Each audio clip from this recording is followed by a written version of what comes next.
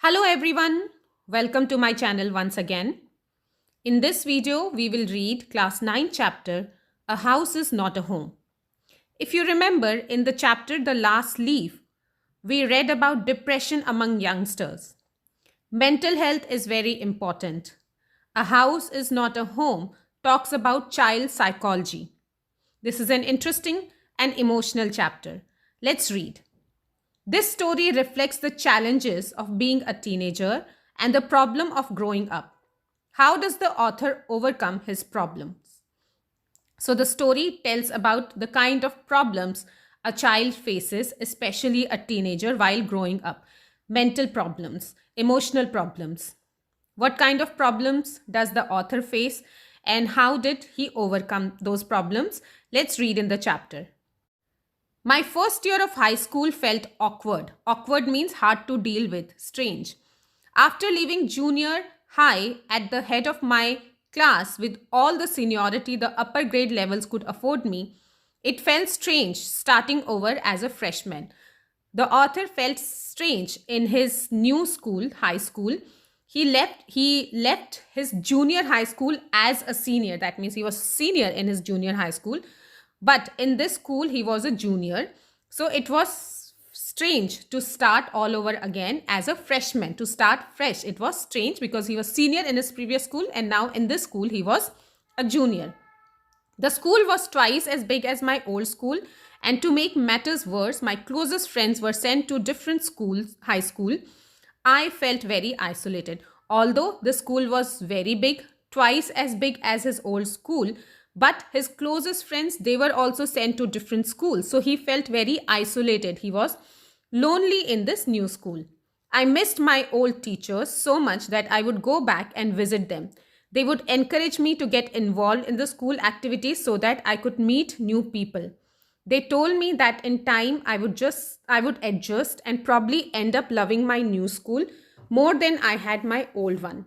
They made me promise that when that happened, I would still come by and visit them from time to time.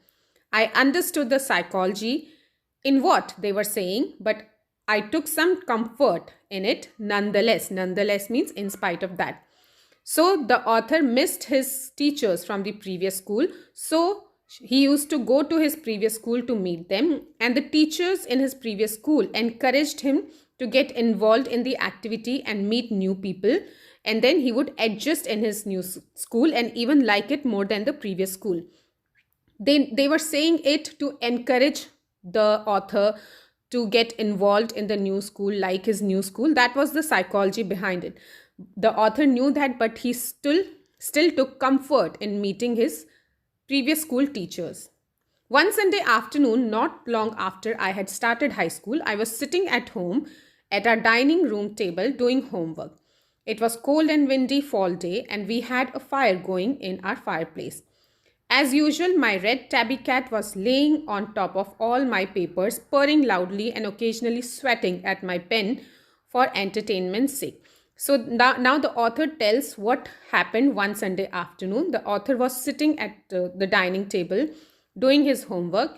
It was cold and windy, and fire was put at the fireplace. Fire was blown at the fireplace, and the author had a cat which was lying on the top of the author's papers.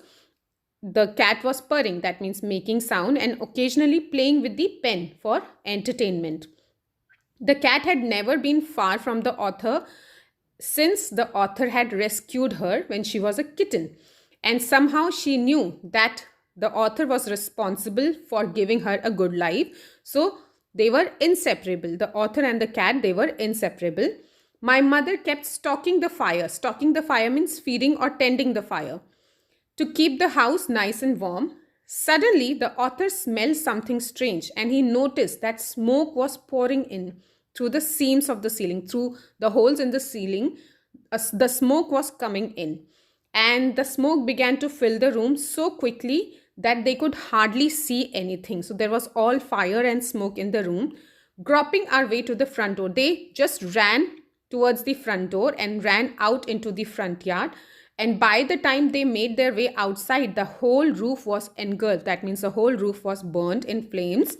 and the fire was spreading quickly. The author ran to the neighbors to call the fire department. While he was doing so, he saw that his mother was running back into the house. Now, his mother ran in the house and then out of the house carrying small metal box which was full of important documents. Then she dropped that box on the lawn, and then again in a kind of crazy state she ran back inside the house, and the author knew what she was after. The author's father had died when the author was very young, and the author was certain that the mother was going to get his pictures and letters. She would never let those pictures and letters burn in flame, because that was the only memory of their father, of her husband she had, and the author's father. Still, I screamed at her, "Mom, no." Still, the author shouted, "Mom, no, don't go inside." And the author was about to run after his mother. Then the author felt a strange hand which was holding him back. It was the hand of the fireman. He had not even noticed that the street had already filled with fire trucks. The firemen were already called and the street was full of fire trucks. And he was trying to free himself from the grip of the fireman, yelling, that means shouting, that you don't understand, my mother is in there. So the author was very worried. He started shouting, "My mother is in there." The fireman held him while other firefighters, they were running inside the house, and the fireman knew that he was acting not acting logically, and if he let him go he would run inside, and he was right, the author would run inside to save his mother, so he did not let him go.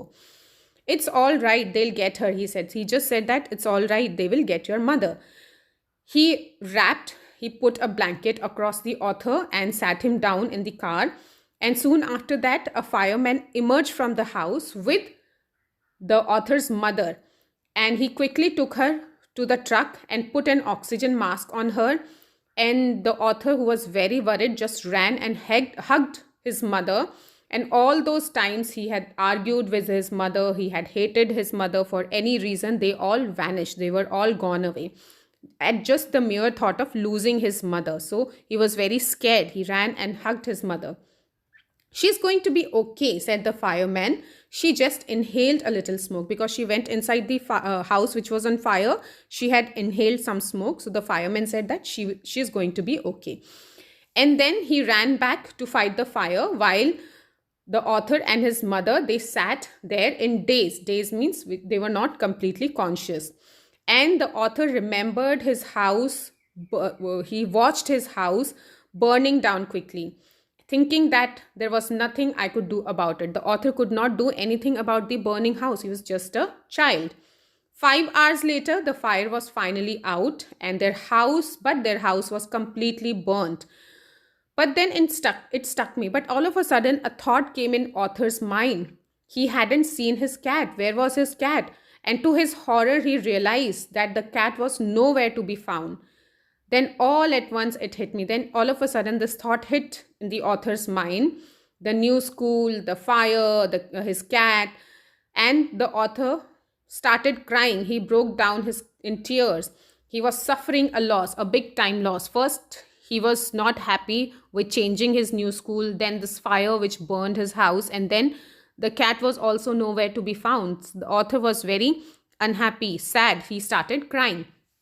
The fireman would not let them go back into the house that night because it was dangerous. Dead or alive, I couldn't imagine leaving without knowing about my cat. So whether the author just thought whether his cat was dead or alive, I can't leave without knowing her. But they had to go. So they were put into a car with just some clothes and few blankets which were given by the fireman, and they made their way. They went into their grandparents' house to spend the night. The next day, it was Monday, and the author went to school. When the fire broke, he was still wearing dress which he wore to the church in the morning. He was not wearing any shoes because he had kicked them off when he was doing his homework, and they were also burnt in the fire. So the author had to take tennis shoes from his aunt. And he was just thinking, why does he has to go to school? Why couldn't he stay at home? But his mother was not ready to hear. And he was totally embarrassed about everything. The clothes he was wearing looked weird on him because they were the clothes from the previous day. The shoes were also borrowed. He had no books or homework. He had no backpack. His life was in that backpack because young people, the youngsters, they generally like their stuff. So his whole life was in the backpack. The more he tried to fit in, the worse it got. And he just thought, was I destined to be an outcast? Outcast is a person who has been rejected from the society or social groups.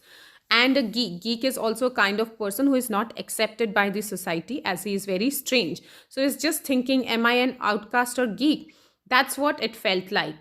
He didn't want to grow up, change, or handle his life if it was going to be like that way. He just wanted to curl up and die. He was so depressed, he was so sad with his life that he didn't want to live it anymore. He just wanted to curl up and die.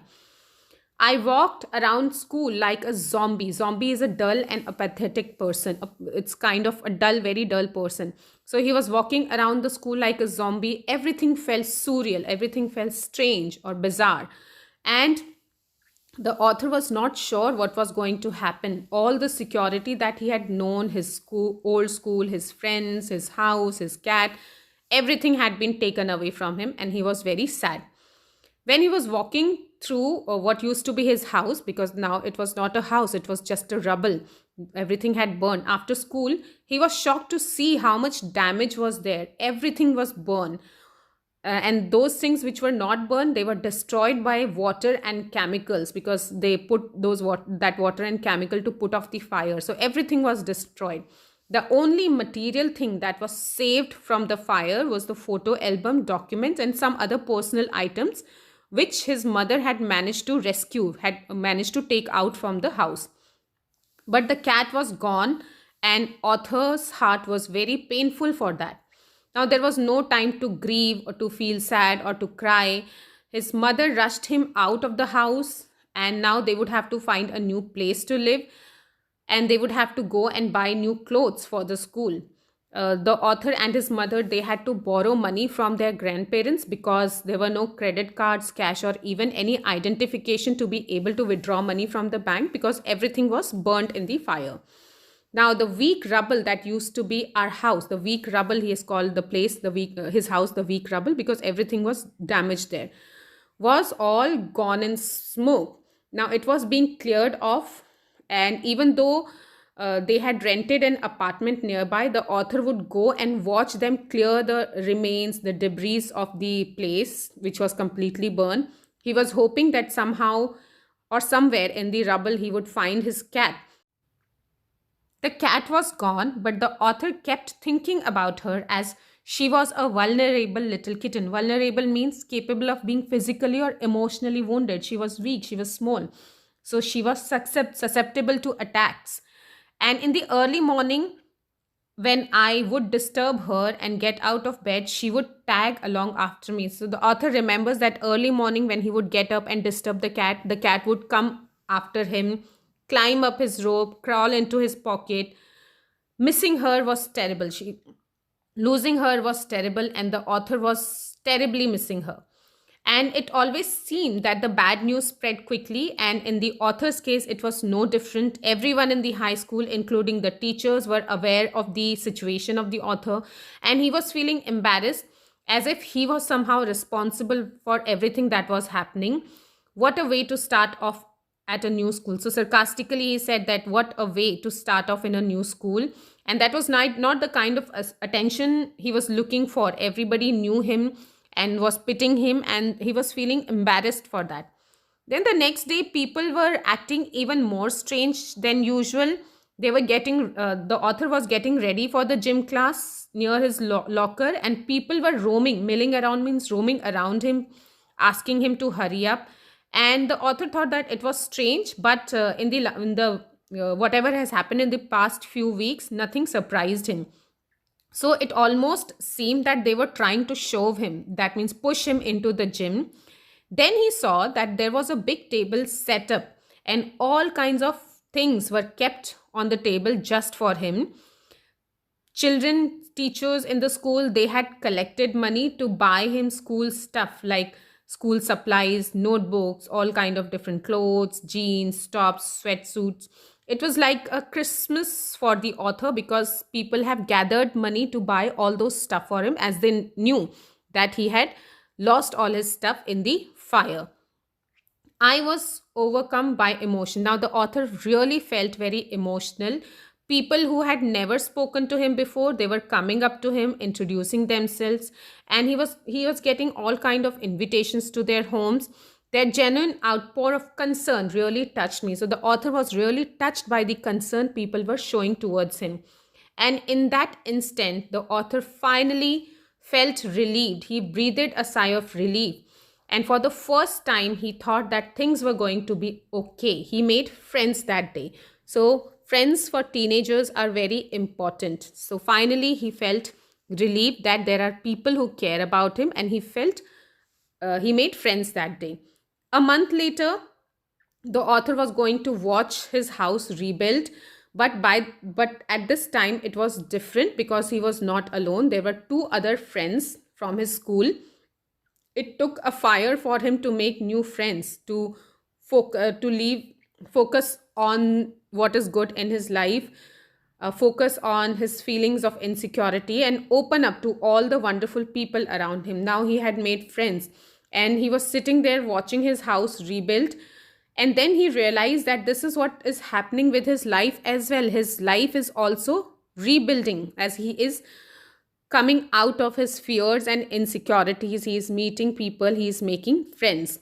While he sat there planning his new bedroom, he heard someone walk up to him from behind and saying, "Does this belong to you?" So somebody came from behind and said, "Does it belong to you?"